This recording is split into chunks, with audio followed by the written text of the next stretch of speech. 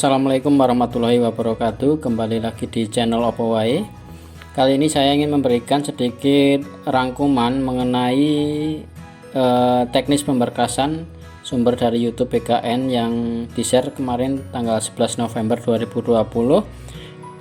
Apa saja yang dapat menggugurkan pemberkasan atau TMS? Yang pertama yaitu umur yang tidak mencapai batas minimum atau mencapai batas maksimal.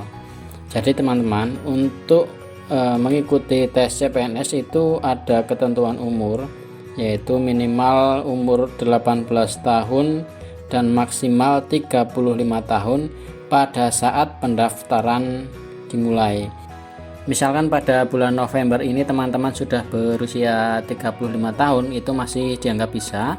Karena yang tidak boleh itu jika umur 35 tahun pada saat pendaftaran CPNS beberapa waktu yang lalu. Batas minimum juga harus 18 tahun.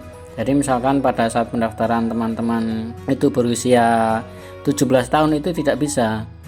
Nah, hal ini dibuktikan dengan ijazah teman-teman.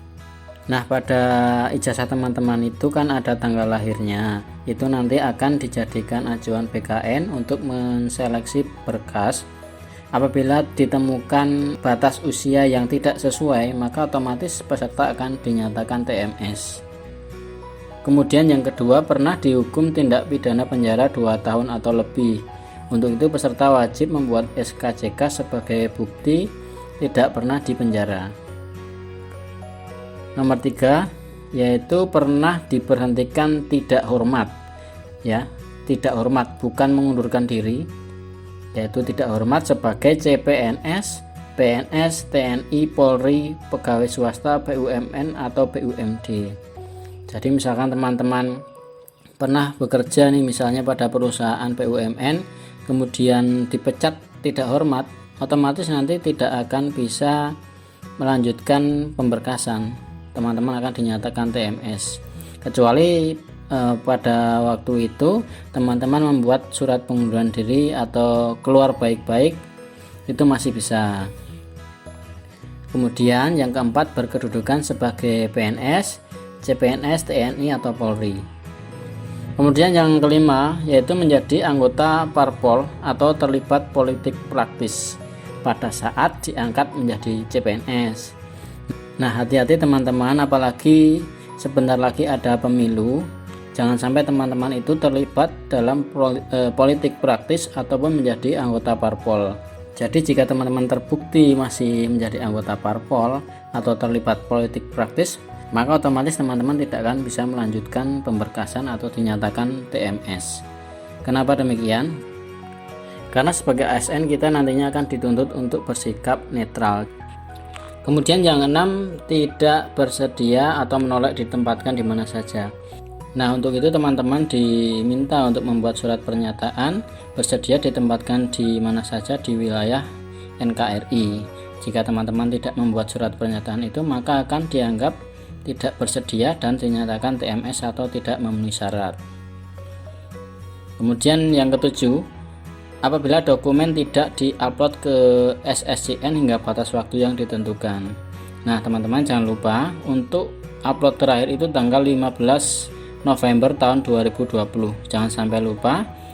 Dan jangan upload ke SSCN itu di waktu-waktu yang mepet ya. Misalkan upload di tanggal 14 atau di tanggal 15-nya itu jangan kalau bisa.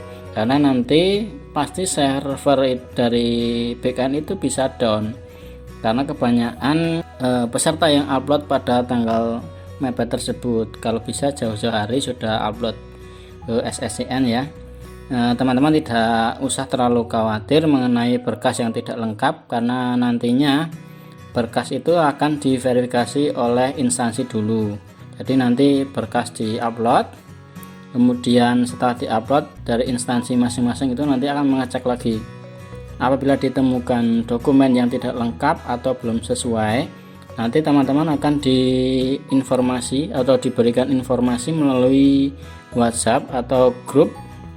Biasanya setiap instansi sudah membuatkan grup untuk peserta yang sudah lolos melaju ke pemberkasan, nanti akan diberikan informasi dari situ siapa saja yang masih ada kesalahan pemberkasan.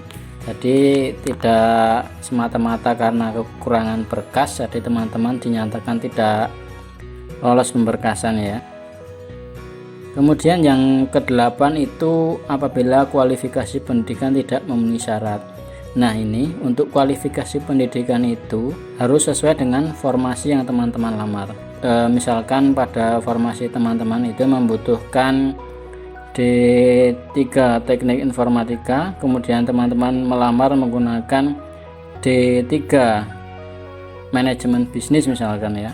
Itu kan tidak sesuai dengan kualifikasi pendidikan, maka dinyatakan tidak memenuhi syarat karena itu sudah masuk ke ranah tidak sesuai, bukan ranah tidak lengkap. Karena mau diapa-apakan tetap saja itu sudah kesalahan dari ijazah, bukan kekurangan berkas. Misalkan seperti ini, teman-teman diminta membuat surat pernyataan bersedia ditempatkan di mana saja, kemudian diberi materai dan ditandatangani dengan tinta hitam. Kemudian misalkan teman-teman tidak sengaja atau lupa belum memberikan tanda tangan pada surat pernyataan tersebut, maka nanti pihak instansi akan memberikan informasi kepada teman-teman untuk memperbaiki atau mengupload ulang ke SSCN ya, seperti itu. Kemudian masalah DRH atau daftar riwayat hidup, teman-teman masih bisa merubah identitas selama teman-teman belum mengakhiri pengisian DRH. Nah, itu kan di bagian bawah ada tombol warna pink bertuliskan mengakhiri pengisian DRH.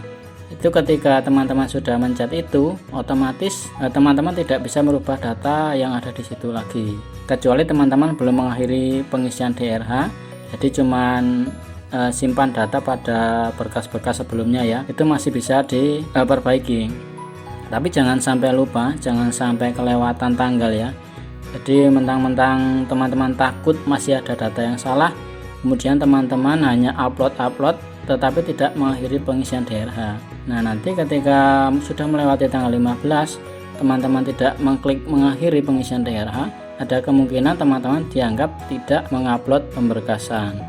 Tidak mengupload berkas ke SSCN itu bisa dianggap tidak memenuhi syarat nanti, karena teman-teman nanti dianggap tidak serius untuk menjadi PNS.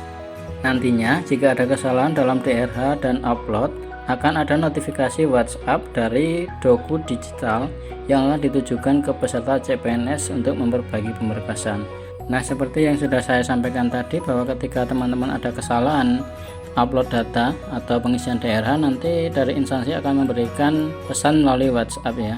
Kemudian jika peserta sudah klik mengakhiri pengisian DRH dan teman-teman menyadari ada kesalahan, harap segera menghubungi instansi agar segera diajukan ke BKN untuk melakukan perbaikan. Nah, ketika teman-teman mengakhiri pengisian DRH itu kan nanti akan terkunci ya, tidak bisa mengklik tombol perbaikan. Nah, ketika teman-teman ada kesalahan data, teman-teman silahkan menghubungi instansi. Nanti instansi akan menghubungi BKN agar dibukakan akses untuk mengedit data lagi. Kemudian pastikan nomor HP yang terdaftar itu nomor HP yang aktif ya, dan memiliki WhatsApp. Jadi nanti instansi akan lebih mudah untuk memberikan informasi. Mungkin itu saja yang dapat saya sampaikan. Terima kasih sudah menonton, semoga bermanfaat. Wassalamualaikum warahmatullahi wabarakatuh.